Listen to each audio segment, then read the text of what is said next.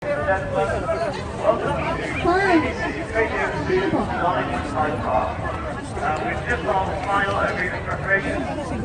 po mga members of the Pensioners Association po dito. Members of the Pensioners Association. Dora! Text message!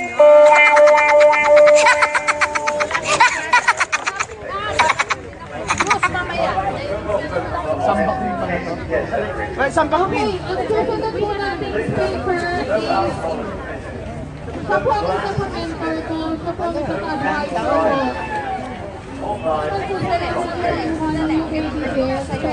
Every personal, sensitive, I can say matter, siya po yung nag-advise mo sa akin through this. Hindi po wala po ako alam sa pagdating ko, hindi ko alam ba ako nandito ngayon, pero I believe it's a calling for me to guide you, to be. Huwag na kasi lahat to, oh. Huwag mo itali, pag naitakain kasi hindi. Anyway, susunod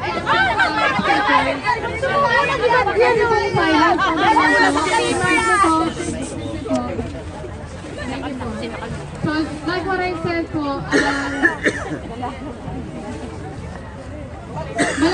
malaki pong tulong sa akin yung OFWs, and of course, is it 9% of the gross domestic product of the Philippines is made up by overseas remittances. So I guess the Filipino OFWs are really the future of the Philippines, and they need to be protected. And what my family found when they tried to go abroad is that it's very, very difficult. It's a very difficult process to leave the Philippines. You have to submit so many requirements, go to so many offices. The Philippine passport was only valid for 5 years, and of course President Duterte increased it to 10 years. He made a one-stop shop for OFWs, which is fantastic. And also in the past, you know, whenever somebody like a politician or when the previous president was going to the airport, they would almost shut the airport down for him, and he had like all the roads blocked and everything else. But Duterte is a humble man, you know. He just said, carry on, just I'll queue up with everybody else, so I join the queue with everybody else. And I think that's the thing. What I've seen from him is he's a humble man, but also he speaks from the heart. So actually, he gets passionate and he speaks from the heart. And he's a man who you can see has got the heart for the Philippine people. As he said, he's not interested in all these other things or these politicians. What he's interested in is the man on the street, the man kind of, I guess, kind of near Pasig or whatever, and the man that basically needs help. And you can see that he generally loves the people in the country, and that's so, so important. You know, there's a massive divide between rich and poor in the Philippines. On one side of the road you have these multi-million-pound apartments, and on the other side of the road you have the children begging. You know, so one of my friends told me that they went to the Philippines recently. They're a British guy, and they went across the road and they saw these kids begging at 4 o'clock in the morning. How can that be right that little children were begging at 4 o'clock in the morning? But you know what Duterte did? He put a curfew. So that the drug, if you like, the drug kind of syndicates couldn't use children as a way of begging, and that was the problem. So you had kids staying up late at night, you had kids going into crime, and it was all a way of making money to fund drugs. And Duterte stopped that. So I do believe that he was brilliant in his initiative in order to keep kids off the street at night, because they need to be concentrating on their education and not financing drugs that their parents may be taking. So it's a fantastic initiative. What I have to say is that I believe passionately now in what President Duterte is doing for the Philippines. I think he's an amazing man, a very humble man. Remember the time after the Davao bombings, he was there hugging somebody, letting somebody kiss him.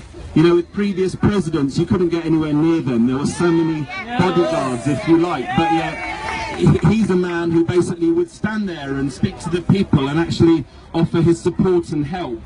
You know, there's a massive divide between, as I said, a massive divide between rich and poor in the Philippines. And some people can't even afford medical treatment. They can't afford hospital treatment. And yet you have ex-Philippine leaders who are in hospitals paid for by the government and in hotels paid for by the government.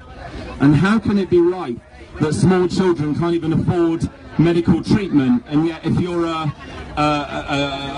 president or if you're a mayor or somebody, you get all this treatment paid for by the government. I think that everyone in the Philippines needs the basic resources, like health, like accommodation. Another fantastic initiative of President Duterte is this 888 system, 8888 system, which is like the 999 system we have in the UK. As you can see from Davao, it was working fantastically well. You know, a lot of people go into the Philippines with no experience at all and run for office. But Duterte was the mayor of Davao for a very long time. And since then, he made a lot of improvements in Davao. So many people would message me to say the fantastic work that he's been doing in Davao in creating an emergency services. And of course, now he's trying to repeat that throughout the Philippines, which is absolutely fantastic and truly commendable. There's also some other things I wanted to say as well, and that it's fantastic to see so many of you here supporting your president. You know, in my previous history of working with the Filipino community for about 20 years, I haven't seen this level of support. Is it 91% of the Philippine people support Duterte and his actions? You know, it's kind of funny because so many Filipinos have said to me they want to go back home. You know, I've known OFWs who've been here for 20 years and they've only been home once or twice. And whenever they go back home, they know they're going to get hassles. They know they're going to get hassle at the airport with, if it not the planting of bullets or anything else, you know. But I think that's all going to come to an end now because Duterte is a strong leader and people are scared, you know. And the thing about the drug addicts in the Philippines is whenever you've got poverty, you've got people who are desperate, people who will be taking drugs. And Duterte wants to combat that. And look, all the drug addicts have surrendered, you know, that's a fantastic thing. Now they're going to get rehabilitation, they're going to get treated. And I got a message from somebody whose family was affected by drugs. This lady's brother was a drug addict, and previously he was very withdrawn. He was scared that the family was scared that he was going to get stabbed. And yet under Duterte now, he stopped taking drugs, and he has a clean bill of health. And he's friendly, he spends time with his family, he spends time with his kids. So what I can say is, I know that through Duterte, the Philippines is going to become a better place. But what we all need to do is support in that. We all need to basically not be afraid to speak out. There is one thing I would say, that previously, when I wrote this letter that wasn't that supportive of Duterte, I got a lot of criticism. I even got death threats. I got a lot of people sending me rude messages and swearing. And I think some of the supporters have said that themselves, that you can argue, you can make your point without the need for some people to get very aggressive and swear. It only makes us look like we haven't got anything constructive to say. And what I would say is we need to fight this with our actions. We don't need to fight it by swearing at every single criticiser of Duterte. We need to fight it by these rallies and by the stands, to stand up for the Philippines and stand up for the President of the Philippines. Do you know what? It's honestly been amazing to be here today. You know, I didn't think I would ever be at a rally, if you like, kind of speaking in favour of President Duterte. But what I can see is he's a man who speaks from the heart. You know, and already, look, now the Philippines is going to be chair of the ASEAN Summit next year. Which is fantastic, you know. And this issue with Obama, there was a lot of talk to say that Duterte was swearing at Obama. I wasn't going to listen to that until I'd actually watched it on YouTube myself, until I'd analysed it. And as I said earlier on, Duterte is a man who speaks from the heart. He's a passionate man. And I've heard some of his other speeches, and within some of his speeches, he will say the famous swear word, if you like, but it's not directed at President Obama. It's directed basically just at his anger on what's happening in the Philippines, what's happening with corruption, what's happening with crime in the Philippines. And he's a man who wants to change that, so he's a man who speaks from the heart. And I'm very pleased to see that Obama's already said, you know, it's just colourful language, that's the way the man speaks, it's nothing personal. So he's winning over leaders from around the world. You only have to look at what happened when he went to Indonesia. He got a fantastic response, a fantastic outpouring. I've never seen a president being welcomed that way. So you know, it's fantastic. Thank you so much, everybody, for the invite. Thank you so much for your support. Thank you very much for your love of the Philippines. You know, the Philippines is close to my heart, and the Philippine people are close to my heart. Maraming salamat po. And mabuhay President Duterte, mabuhay Filipinos. Maraming salamat po. Thank you.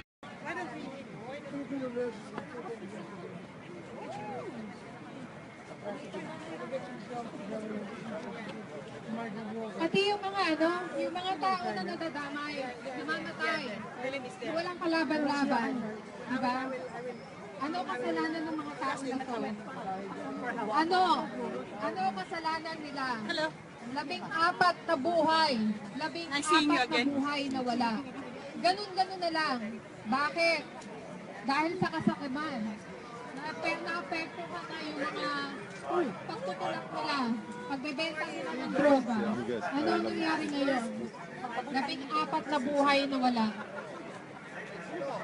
Sama natin, ang mga kaluluwa nila, Mercy Basilisco, Eufemia Biscocho, SPO1J Adremesin. Siya yung police officer na naka-assign sa Davao City Airport. Galing siya sa South Cotabato. Sa buhay ni Kyla Merecido, nasahisa din siya dun sa site.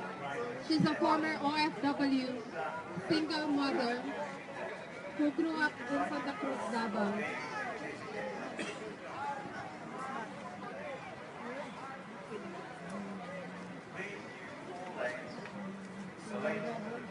Single.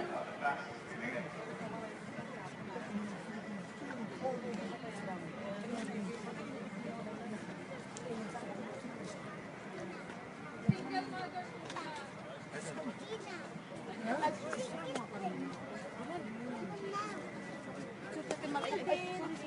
They want to have a picture. Ayoko mag-dot kasi lalo ko. Wala kang tatay yun. Sorry. Ayoko. Ako na lang sa tabi. Say cheese. 1, 2, 3. Sabay sa ba? Sabay sa ba? No.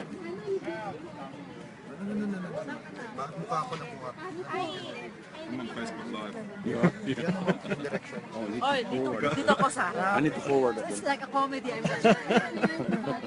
it's good. It's good. Sorry, I've got my bag here. Sorry. Sorry.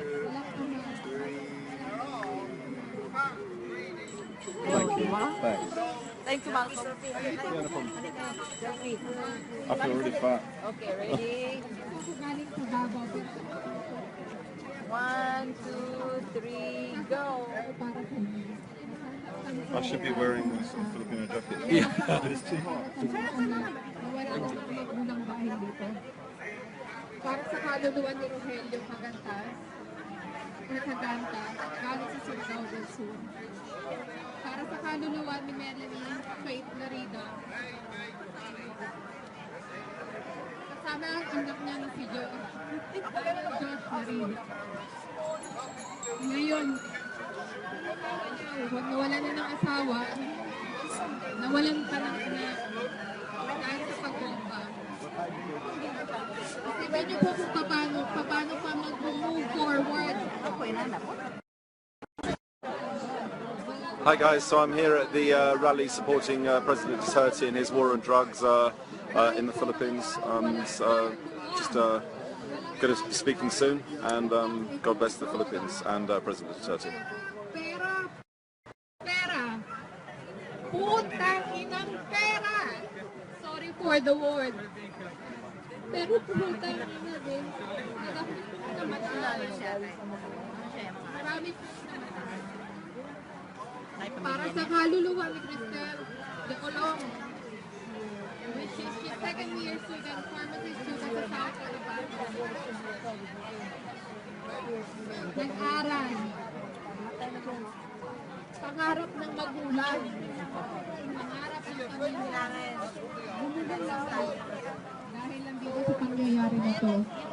Para sa kaluluwa ng Salvador, yung nag-aral ng 23 years old. Kasama niya yung kasama niya na si Lisa. Pero may isang camera pa doon. Luckily she survived. Para sa kaluluwa ni Christian Denver Reyes, 36 years old. Ama. Kasama niya yung asawa niya na si Juana na also nasugatan sa event. Sa pagsabog. Para sa kaluluwa ni Evelyn Secretary, para sa kaluluwa ni Pipalawan Mamakuwa, she's Official Commission on Higher Education, ARMM, from Ethnic Iranon. He finished doctorate degree holder of in Cotabato City State Polytechnic College. Para sa kaluluwa ni Maria Luz Arellano, para sa kaluluwa ni Cynthia Gail Bisnon, private duty ng hospital, which is si Cynthia Gail Bisnon is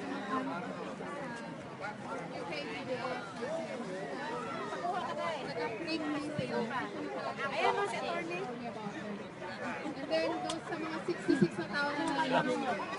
Okay,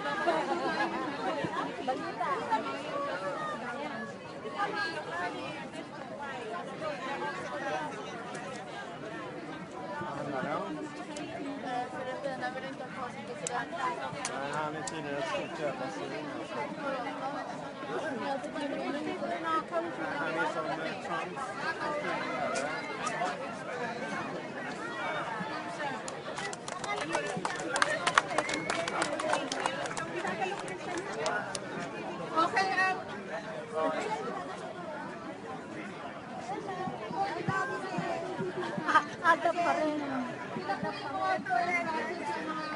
Pensioners Association, Pensioners Association.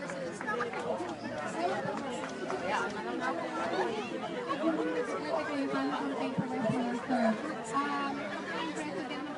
Association of Russell Square. Let's hear it from Tito Julie.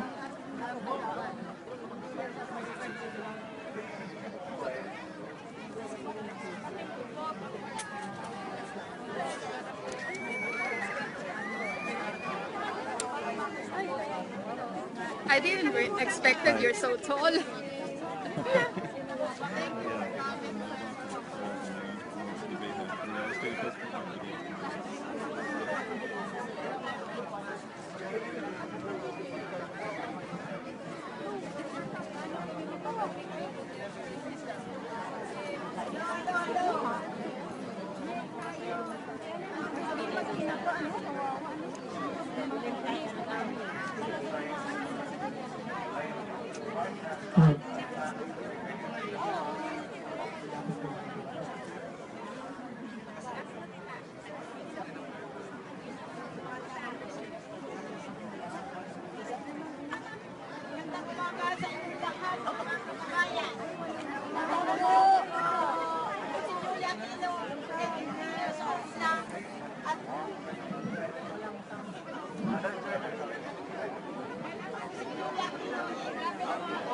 Ako si Julia Aquino, 83 years old na, at kami ang unang dumating dito sa mundo 1970s. Ngayon, ako ang presidente ng British Golden Ladies Association sa Russell Square.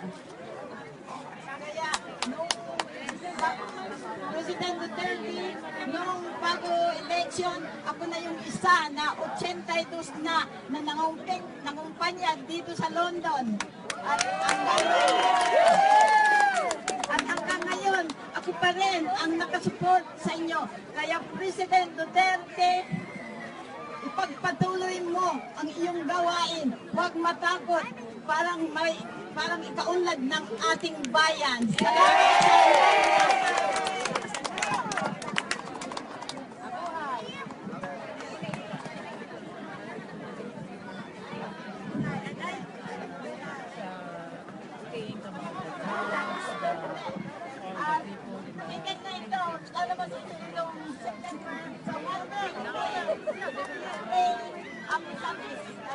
Na to, and then at the same time po kasi siya po yung nag-guide sa akin. And then if he thinks that I'm doing something wrong, siya po yung nag-correct sa akin. And then any matter that related and concerned sa grupo po natin para hindi po tayo ma-lead in the wrong way. Kasi meron pong mga dilaw na nagpapanggap na kagaya natin, which is hindi naman. Merong mga dilaw, tawag nga balingding sa Tagalog. Diba? So you have to be careful with those people that are taking advantage of part of it. Anyway, after we talk about it, let's go welcome to Roma Labilla. Well done.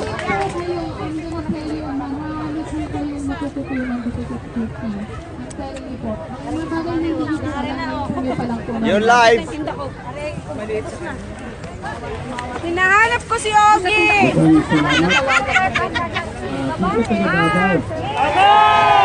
Isa'y taga Visayas. Isa'y taga NCR. Yes! Sino taga Luzon? Isang lahi, Filipino po tayo.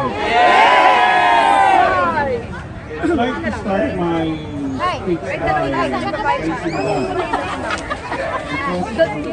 Isuso mo na niya kay tatay. Kasi nga, wala ako. Wala ako sa destination. Ano, iwan ko dito ha.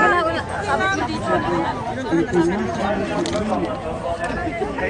Na tayo, simple, ordinaryo mga tao, ang iba siguro sa atin, walang komunidad na hawak, pero nandito tayo because we are sick and tired of the 30 years or more than 20 years na binaboy ng kultong dilaw ang bansang Pilipinas.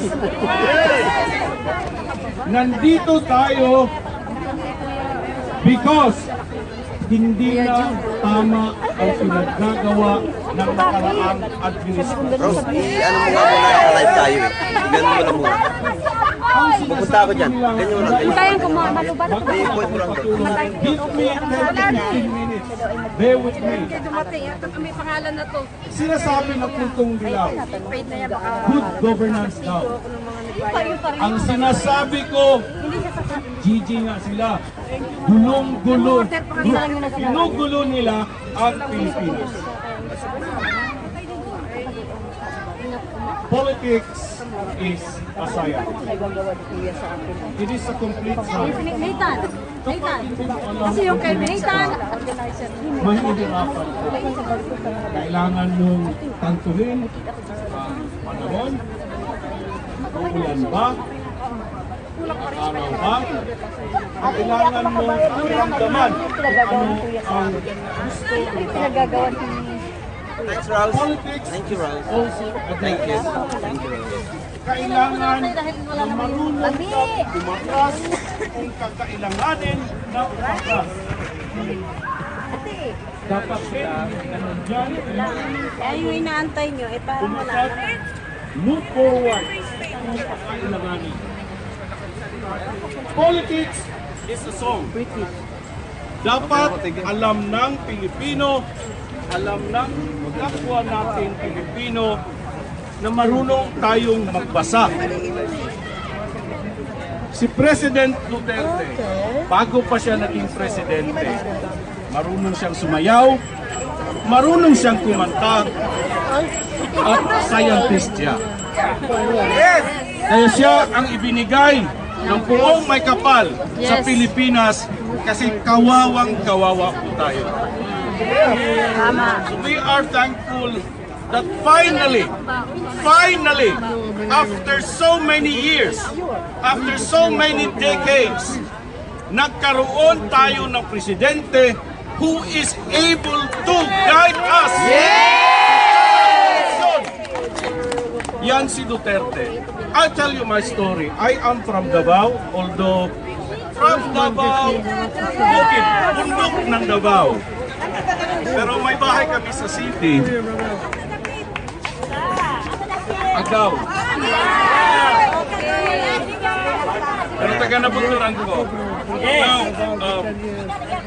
si Duterte, it took a while for him to be able to understand the Davaoeños. But over time, he was able to cleanse it. He was able to make peace with the local left. He was able to make peace with our Muslim brothers. He was able to make peace with the community leaders. That is our president. And what he is doing now is not strange, is not new. What he is doing now in our country are the same things, the same template that he has been doing all this time to make Davao City a peaceful city. Yes, yes. Yes. We have a very greedy, we have a very influential media, and I call them greedy media. They do not understand the suffering of the Filipino people. Yes! Yes! They only understand the suffering of the oligarchs. Yes! Kapag walang pera, kawawa ang mga mayayaman. I was in the Philippines in July, 15 days after President Duterte was sworn into office. And I tell you, sa 15 days na yan, as soon as I set foot at the airport, ibang-iba na ang Pilipinas. Yes! 15 days! Yung isang gagong dilaw who was there for 6 years was not able to stop tanim bala. This person, a probinsyano, 15 days. Walang tanimbana. Sasabihin ko sa inyo, dire-diretso. Yes. Dire-diretso. Wala na yung takot ng mga Pilipino. I was there. I was able to speak. I stayed for 2 hours. My flight was not delayed, but I had to wait kasi iba ng eroplano. Yun ang sabi ng PAL. Pero there was no more tanim bala. Surprisingly, ang mga toilets, ang babango, Dili pwede na. check-in, Kanang gamay ra ba? check-in. And you might have heard, tayong mga overseas Filipino workers, tayo na nagbibigay ng karangalan sa bansang Pilipinas, one-stop shop, agad-agad. Yan ang 15 days ng ating presidente. Probinsyano, walang alam, walang pera. But he was able to, and he will still deliver for the good of the Filipino people. Yes! He's the best! Yes! In August this year, the reason before November 28, 2015, I was critical. This is the relationship. By the way, I am from the left side of the spectrum. I belong to the Makabayan bloc. I am from Bayan Muna. And we have this very healthy relationship with our president. And I tell you how it is. Your president, my president, doesn't like sup-sup buto. He doesn't like SSB. Ang nangyari nung nakaraang administrasyon, if you are an SSB, then you must be good. This president doesn't do his politics that way. He likes Filipinos to confront him, to tell him as it is if something that he's doing is wrong. He does not like Filipinos who keeps on saying, yes sir, yes sir. he is not that kind of president. Not a puppet. This president is our chance for a better Philippines. Duterte! In August this year, I was privileged to be part of the Kababayan for Thank you Change. for Can we watching, raise guys. the Kababayan for Change posters. I was in the Kababayan for Change. The Kababayan for Change is an aggregation of all communities across the globe. Dito natin, kaliwa, kanan, sentro, magkasama tayo para sa pagbabago. I was privileged to be in Oslo, Norway for the peace talks. This is one of the reasons why I supported and I campaigned for President Duterte. As some of you may know, I am the chair of Campaign for Human Rights in the Philippines here in the UK. And people during the campaign has been insulting me. You know the yellow coat?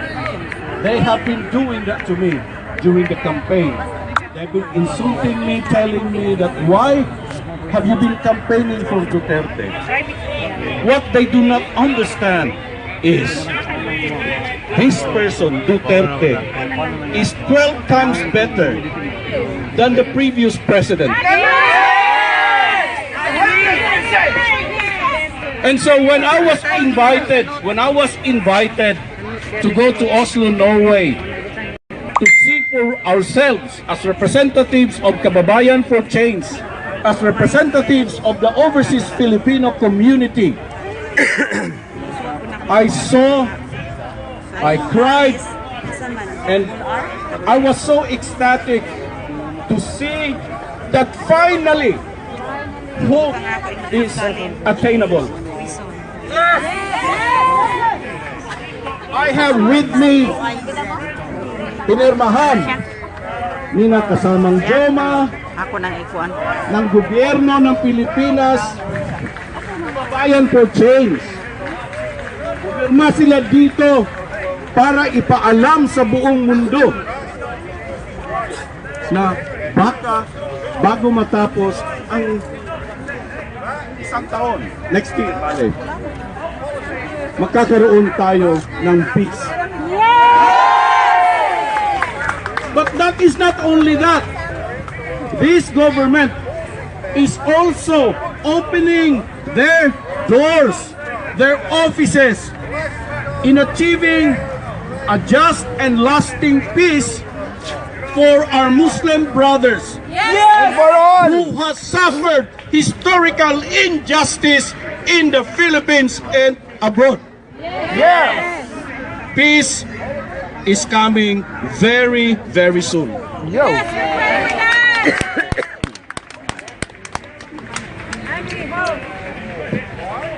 President Duterte's war on drugs.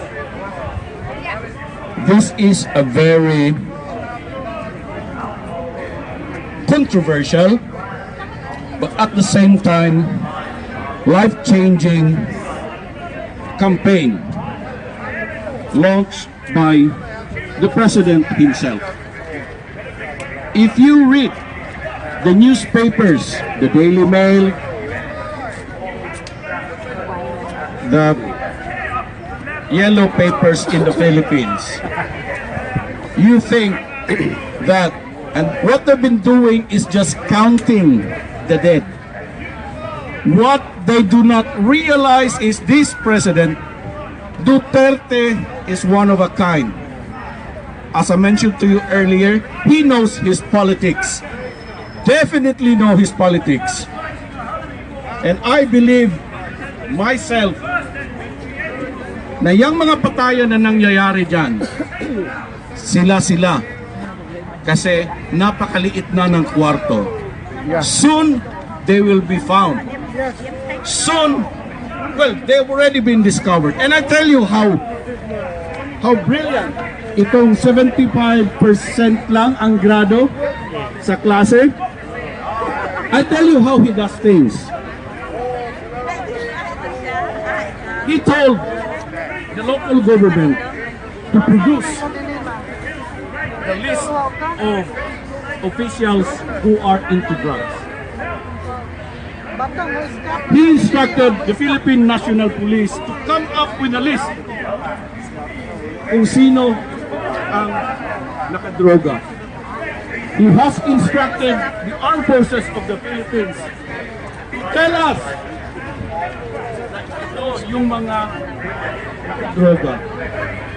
But that is not only that, he also involved the different socio-civic communities in the Philippines, in our respective communities, to provide the list. It may be in the form of validated list, ibig sabihin, kahit anong sektor, alam na pusher ka, drug lord ka, addict ka. It might be just Ang bag mo, si Dilimaw ay kapag.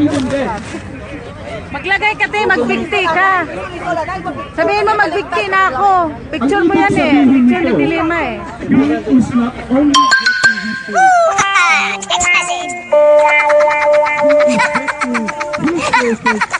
all sectors of our society in the Philippines. And therefore, kapag corrupt ka na nasa gobyerno, and itong governor na ito wala sa listahan, but in 6 other agencies, his name is on the list, magdududa ako sa'yo. And that is how effective the way he is fighting drugs, criminality, and corruption in the Philippines. Yes! What is our role dito sa ibang bansa? Dapat bilang mga diehard Duterte supporters, we should know when, as I said to you before, si Duterte ayaw ng SSB.